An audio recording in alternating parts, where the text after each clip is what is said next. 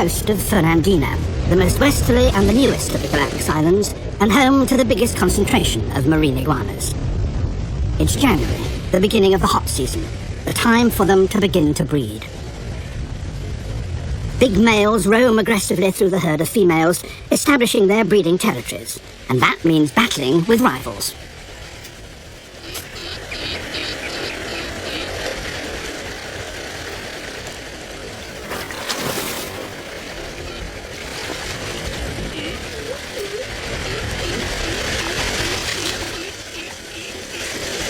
Shaking the head is a challenge, and one that has to be met.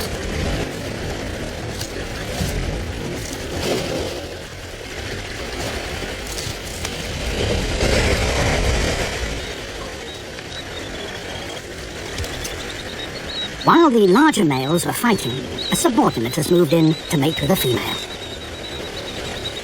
The big male regularly surveys his territory, and he's spotted the trespasser.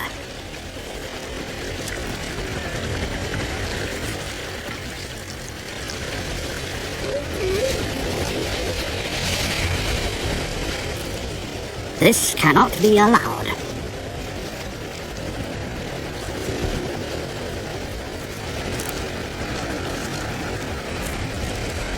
He drags the female away and carries her off to the center of his domain.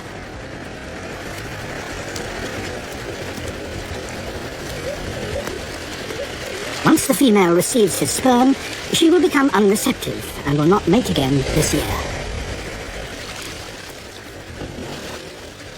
The intruder will have to try again elsewhere.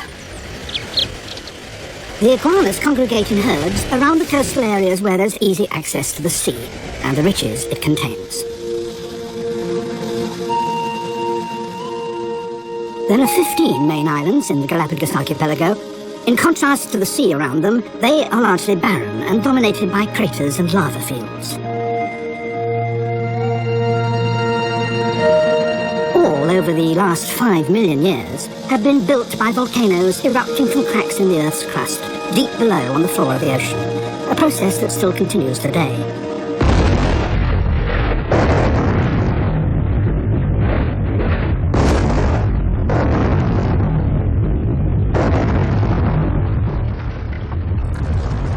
Rivers of molten rock pour down the volcano's flanks, lighting the equatorial night with their glow.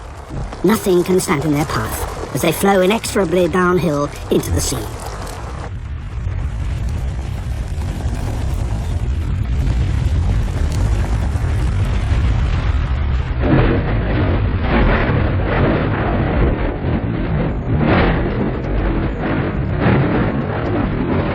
When dawn comes, it reveals that the lava has run right through a grove of Palo Santo trees, the home of a pair of Galapagos hawks and a large colony of land iguanas.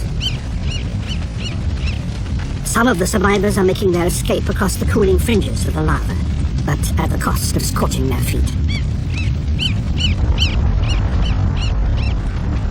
Others were not so lucky.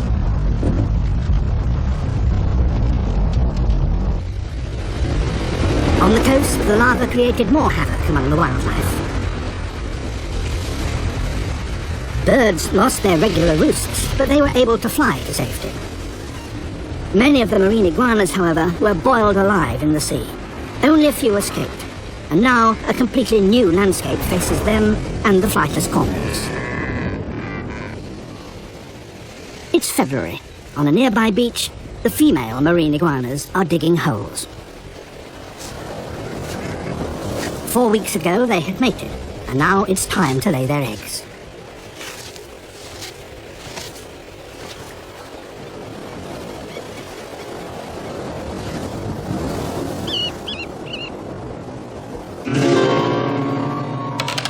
Hawks have appeared in the mangroves beside the beach. The arrival of the hawks has not gone unnoticed. Out on the beach, the females are exposed and exhausted from digging. It's time for them to leave.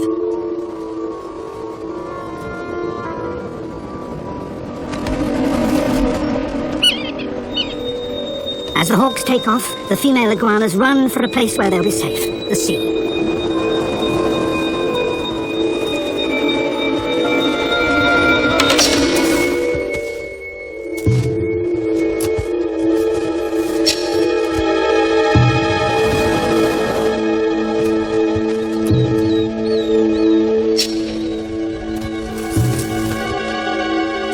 have tackled too heavy a victim, the outcome is by no means a foregone conclusion. The female will still have a chance if only she can get to the water.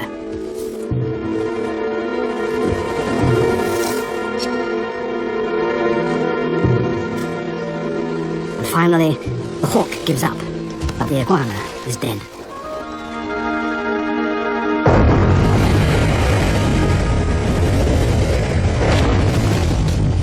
The males, being bigger, are usually safe from attack and have been basking in the sun before going into the water.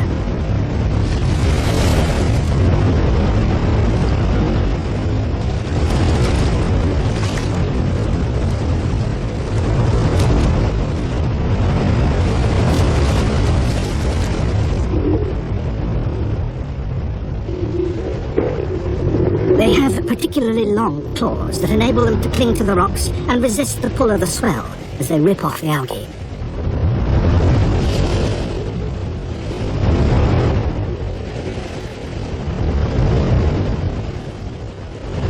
Although these are air-breathing animals, they regularly remain underwater for 10 minutes at a time.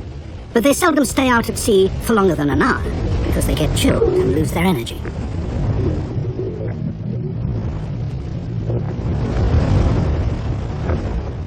Little wrasse swim alongside them, gathering the small creatures disturbed as the algae is pulled up.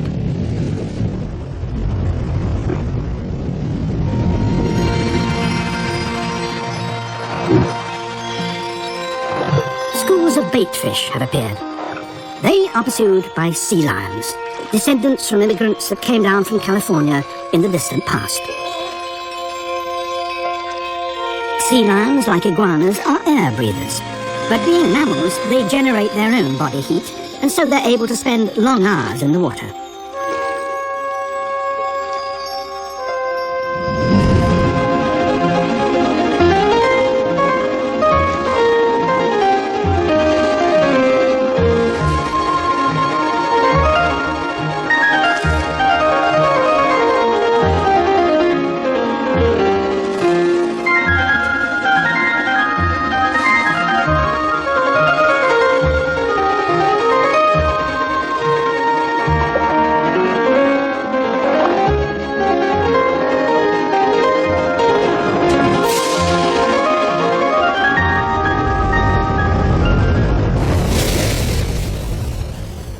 March, and warmer waters flow down from the north, raising the temperature of the sea.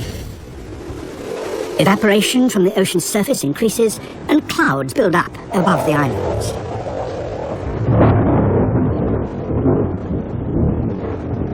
Soon, there will be rain.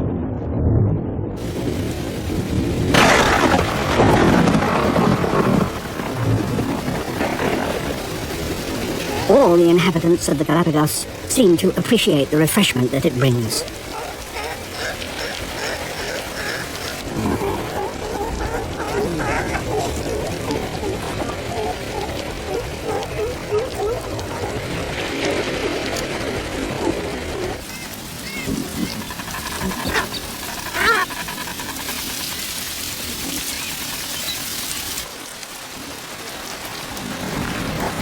For the land iguanas, inland from the coast, it brings the rare chance of a drink.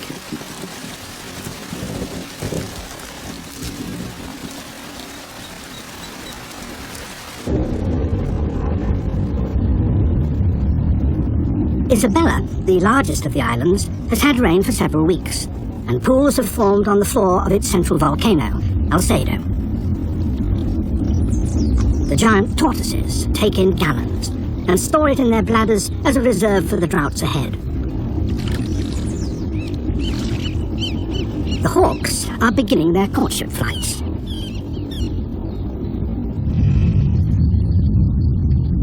The tortoises too, after feasting on the newly sprung grass, will soon begin their mating.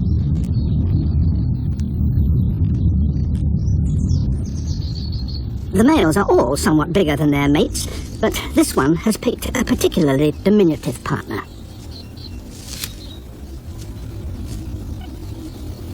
A young hawk seems baffled by these heaving boulders.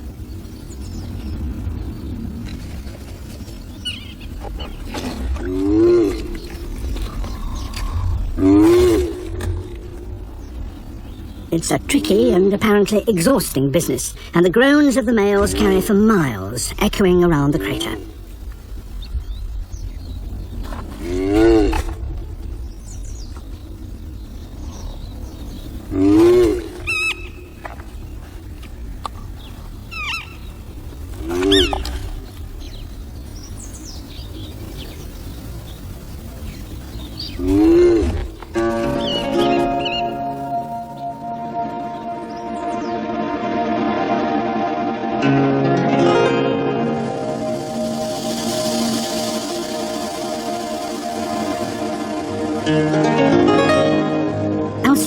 Is only one of 6 large volcanoes on the island of Isabella. Each has its own population of tortoises that, being separated by barren fields of lava, have, in isolation, evolved their own individual characters. Fernandina, west of Isabella, once had tortoises too, but none survive there today. It is, however, a stronghold of the marine iguanas, and the eggs they laid on the beach, warmed by the sun, are now hatching.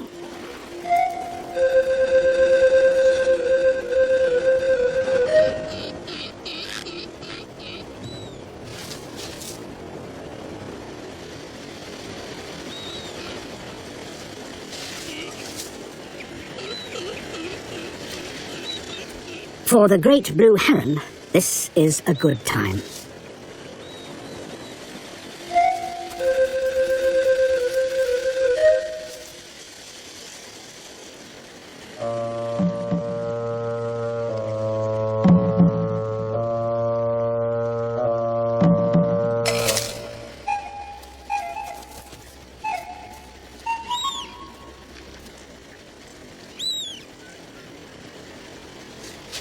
For the hatchlings, there is 100 meters of open sand to cross before they reach the safety of the water.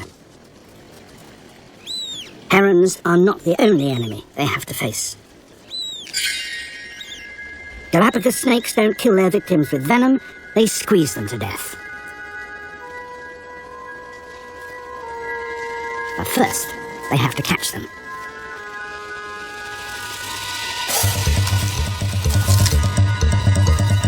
In order to reach the sea, some young iguanas must first cross an old lava flow.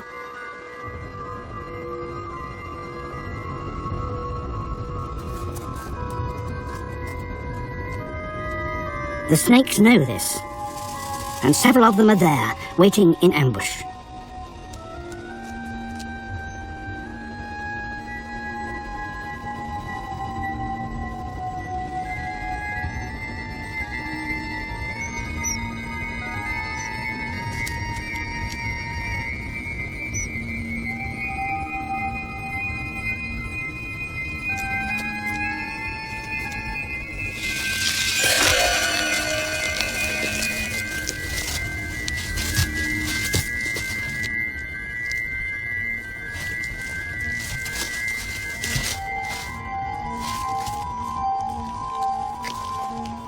The snake can unhinge its lower jaw and engulf prey that is stouter than itself. Death comes to the young iguana from suffocation.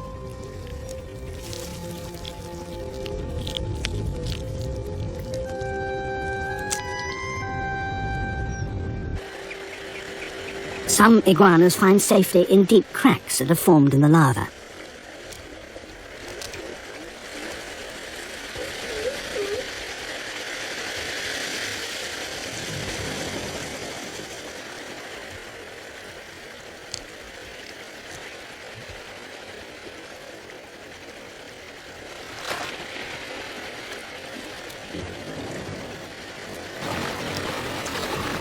That crack was just not narrow enough.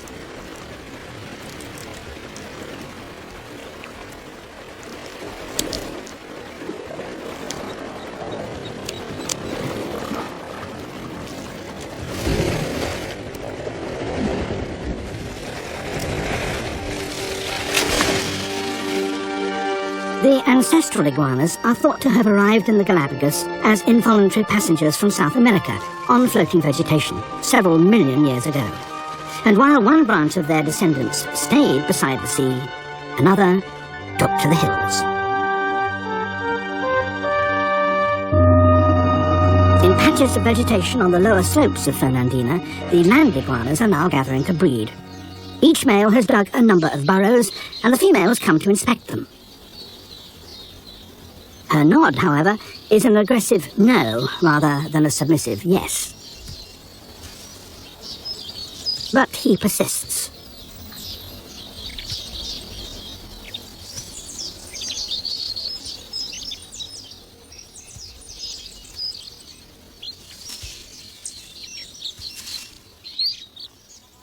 Now she seems almost indifferent to him. She allows a mockingbird to clean her by picking off dead bits of her skin, which it then eats.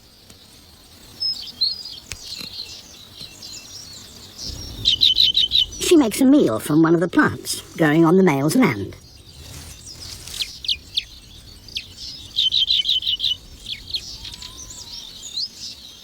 He's beginning to lose patience.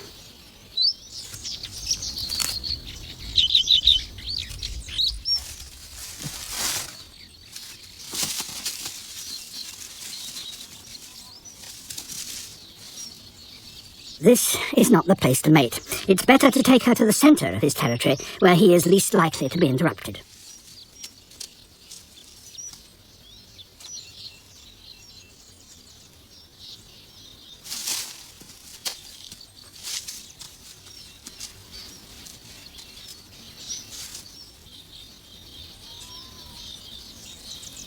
His contribution to the partnership is almost finished. When they separate, he'll stay here and wait for another female to turn up. But her labours are only just beginning. For now, she sets off on a quite extraordinary journey. She starts to ascend the flanks of Fernandina, going up towards the crater.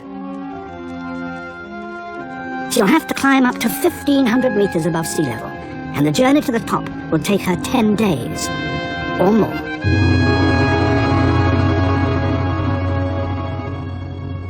Close to the rim of the crater, steam spouts from fumaroles, and this keeps the ash warm and moist, the perfect place for a reptile to leave her eggs.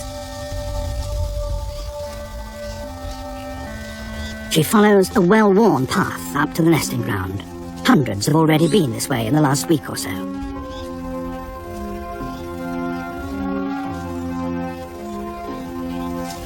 Suitable ground is limited, and much of it already occupied.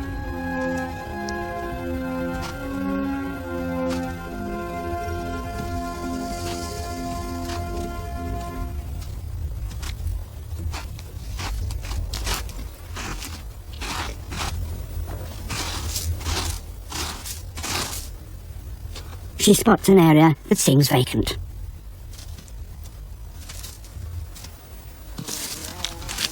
But it's not.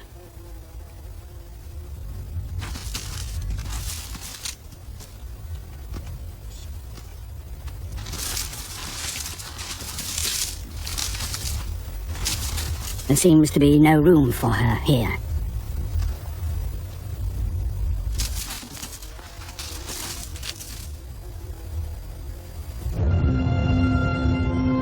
The sun is beginning to set. At this altitude, the nights can be very cold, and that's bad for a reptile. She has to find shelter. A small cave, just the place. Others are already inside, but nonetheless, she's allowed in.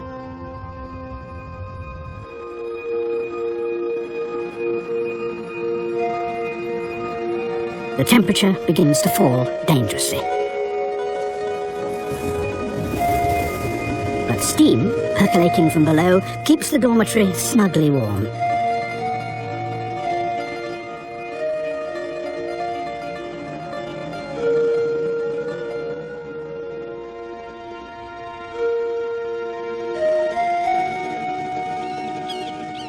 In the cool morning air, steam swirls upwards, heated by the magma chambers below.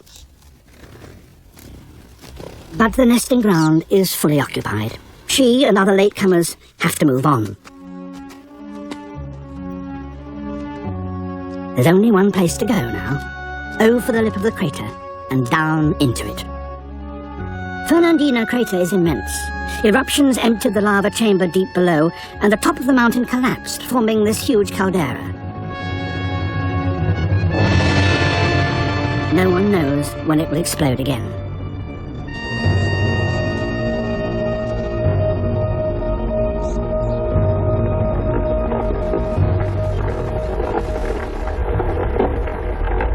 The walls of the crater have not yet stabilized after the last eruption, and are continually collapsing. She and her companions start on what seems to be a suicidal journey. They descend into the crater.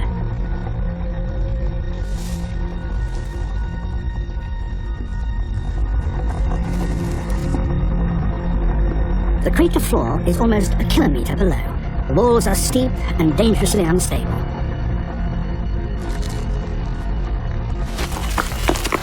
The slightest disturbance can send tons of rocks hurtling downwards, and each year the iguanas have to find new paths down.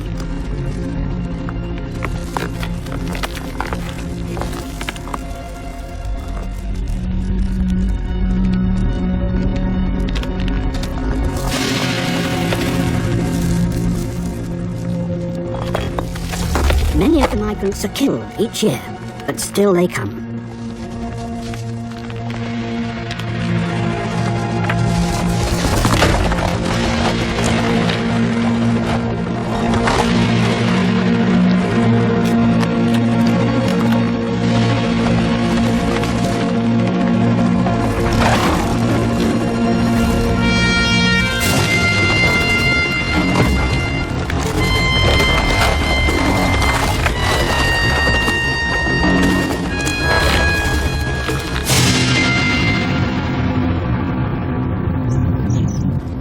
At last, they reach the crater floor. Ash lies thickly here. In some areas, steam from below keeps it warm, and there, just below the surface, it's a constant 30 degrees centigrade, the perfect temperature to incubate iguana eggs. There is more room down here, but any attempt to dig in a place that might disturb the eggs that have already been buried there will lead to violence. She must be cautious.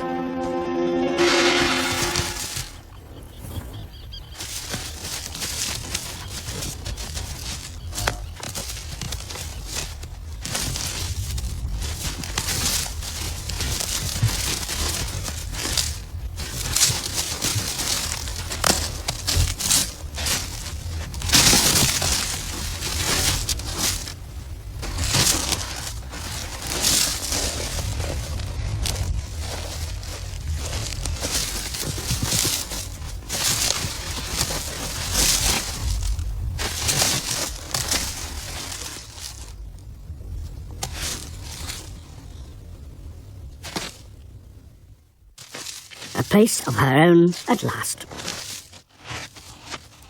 Even after all this, there is no certainty of success. Some years an eruption will destroy all the eggs.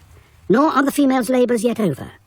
They still have to climb out of the crater and trek 10 kilometres down the volcano back to their home grounds.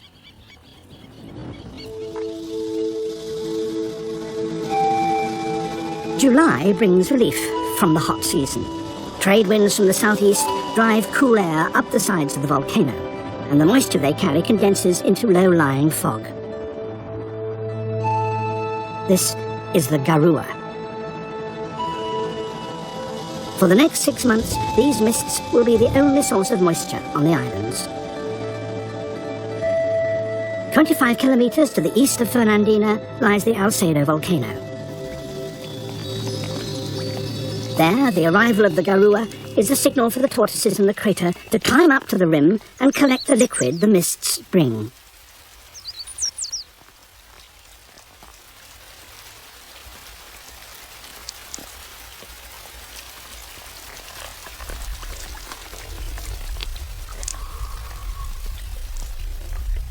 There are several kinds of birds up here. A finch collects ticks from the tortoises, just as mockingbirds pick skin from the iguanas. And the tortoises invite them to do so by adopting a special posture, so that the birds can reach every possible part of their skin.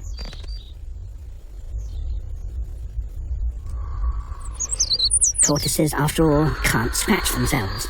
Neither can they clean their nostrils, so this arrangement suits both parties.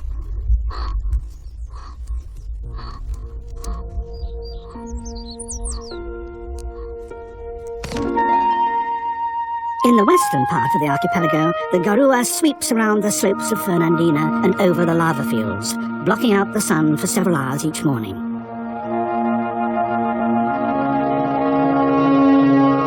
As the mists burn off, the marine iguanas begin their daily trip down the beach to the sea.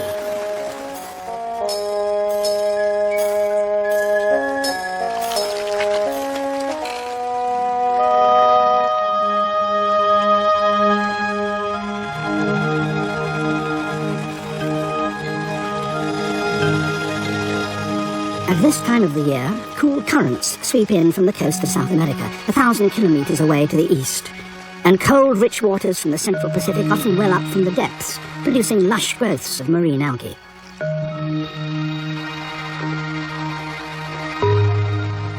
The algae grow with phenomenal speed, and they need to, for along this stretch of coast live tens of thousands of marine iguanas.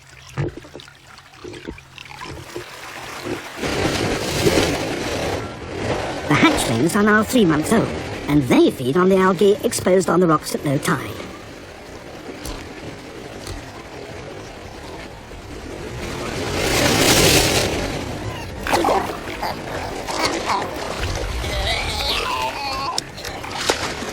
Sea lion pups of around the same age don't go out to sea either. They stay in the shallows, playing boisterously with one another.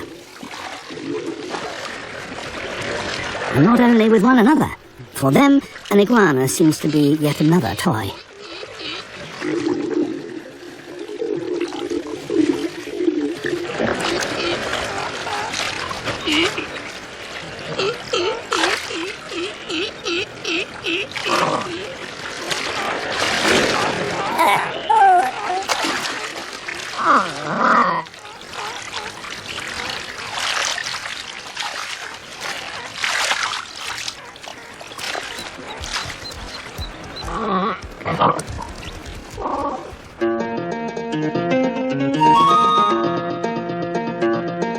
By the early afternoon, most of the iguanas have finished grazing and are sunbathing to get the heat they need to be able to digest their meals.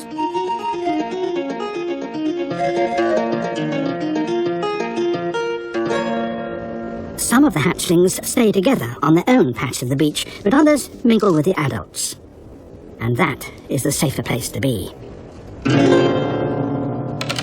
The hawk won't tackle a full-grown male iguana. It's too big and powerful. A young hatchling, however, is a different matter.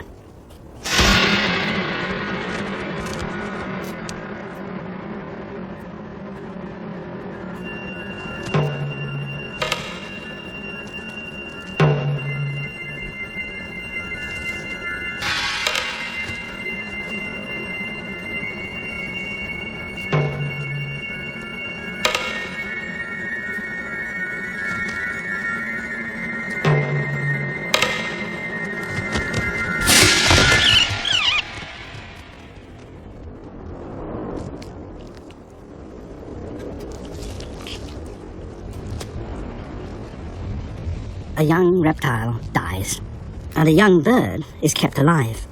For this is also the time that the Galapagos hawk breeds.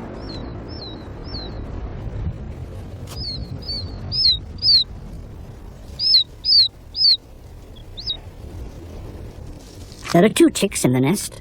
The bigger one is always fed first. Only when it is satisfied will the smaller one get any food. But this year has been a good one for the iguanas, so there's plenty of food for both chicks.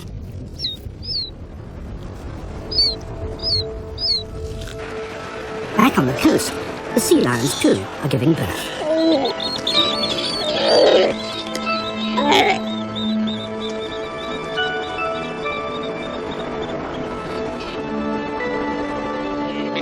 The mother tears away the birth membranes so that her baby can get its first breath of air.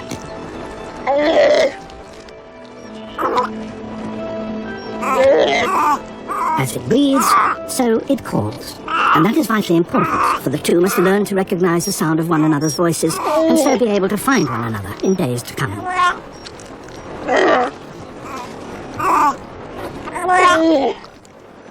The sea lion's afterbirth is high-grade protein, and both crabs and iguanas are quick to claim it.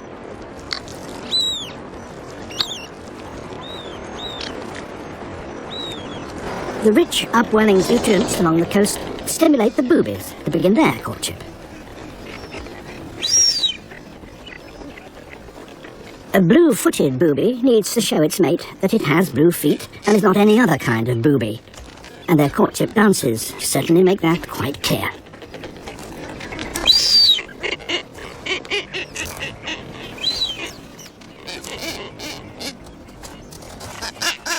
In some areas, the boobies are breeding where the marine iguanas traditionally spend the night, and the reptiles have to run a gauntlet of beaks to get to their dormitories.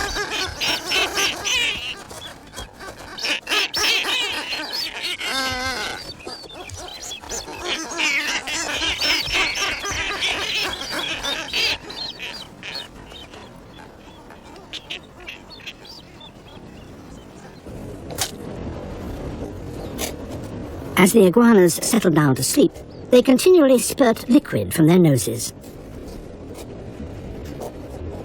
This is a salty fluid that drains into their nostrils from special glands that excrete the salt they take in with their meals of seaweed. The sun begins to sink. The day cools, and the iguanas cluster together to keep warm.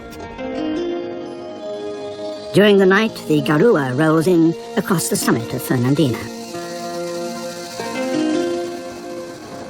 At dawn, mist clings to the coast because of the continued presence of cold waters. It's a signal for the penguins to gather and court.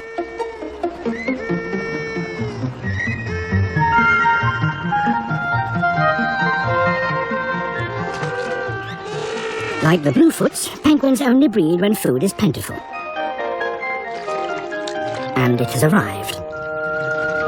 The rich waters along the coast have attracted huge swarms of baitfish. Penguins love baitfish.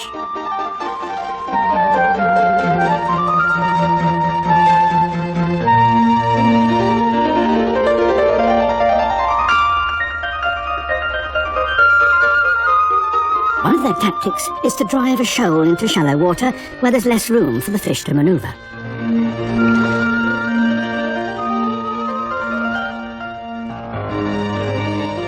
Forced near the surface, others can dive in from above.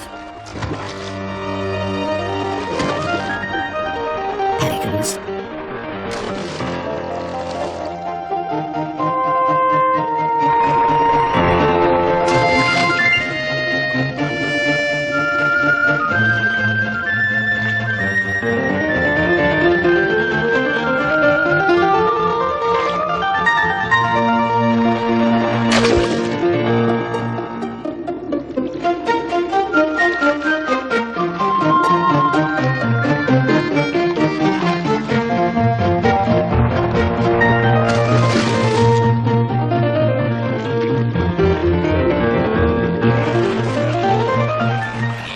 Once the pelicans have drained the water from their pouches, they can lift their beaks and swallow their catch without being pestered by penguins.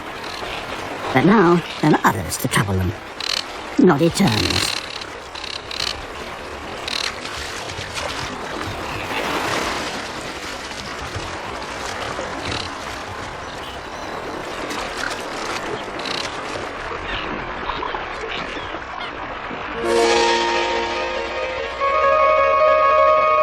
The bluefoots can fish much farther out to sea. They often detect the presence of a shoal near the surface by the activities of dolphins, who are searching for the same thing.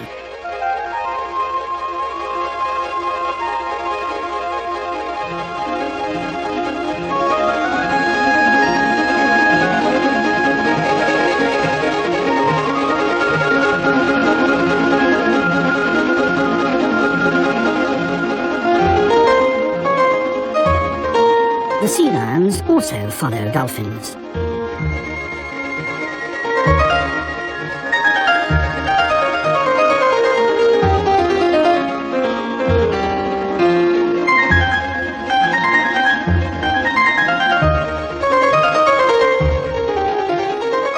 And when a At last, the prize is discovered.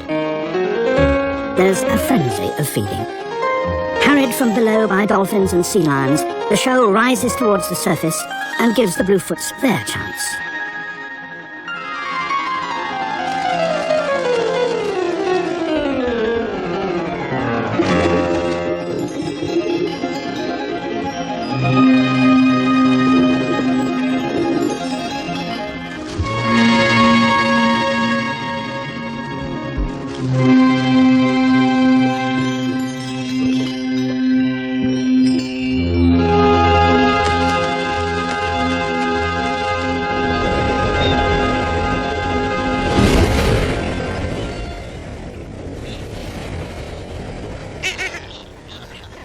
Back on the cliffs, the young bluefoots are exercising the wings they've not yet used and playing with the marine iguanas.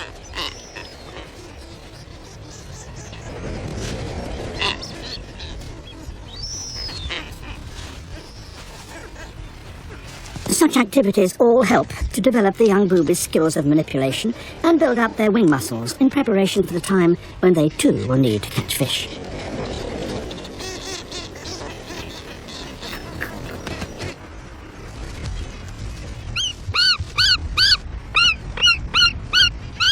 The hawk chicks, well nourished on their diet of young iguanas, are now 2 months old and almost ready to fly, eager doubtless to go and find food for themselves.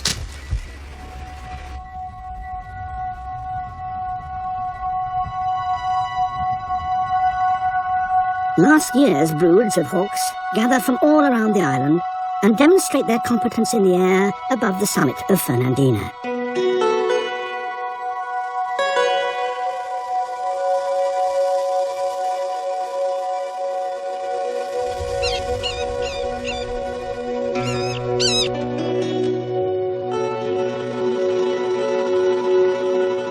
They're keeping a sharp eye on the floor of the crater below, for their biggest feast of the year is about to begin.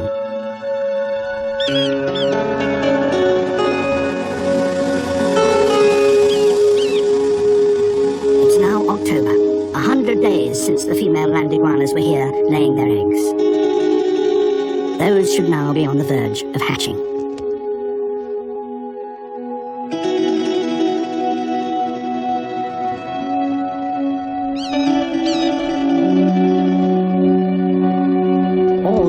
Are aware of what is about to happen, and all are determined to claim their share. The first of the hatchlings emerges. Though totally inexperienced, they obviously sense the danger posed by the hawks.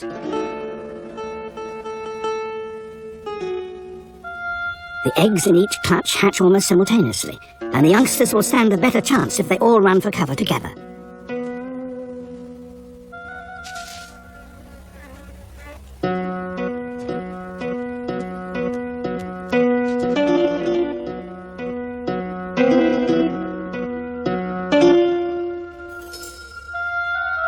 One decides to make a break for it.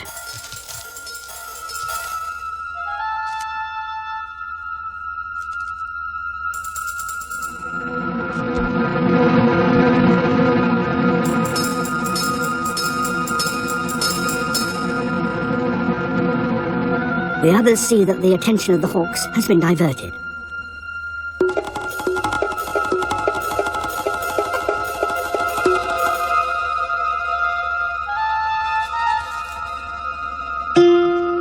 It's hot work waiting around. The ash is now 50 degrees centigrade.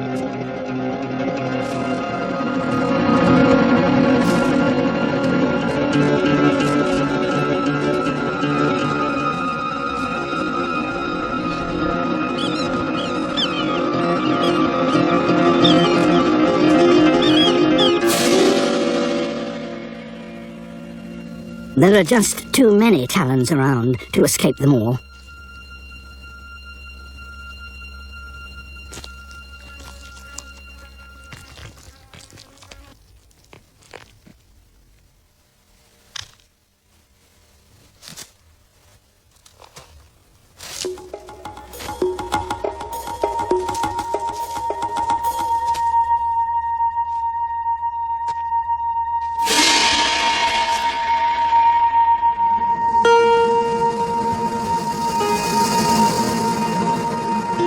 Once they reach the crater wall, there is more cover, but the hawks can still outwit them.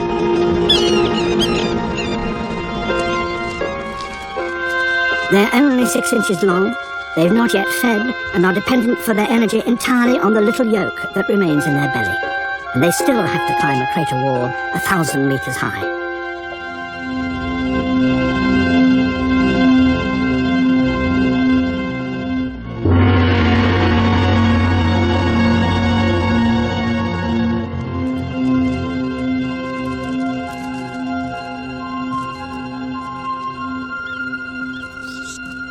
The rim of the crater at last. But this is only a brief triumph.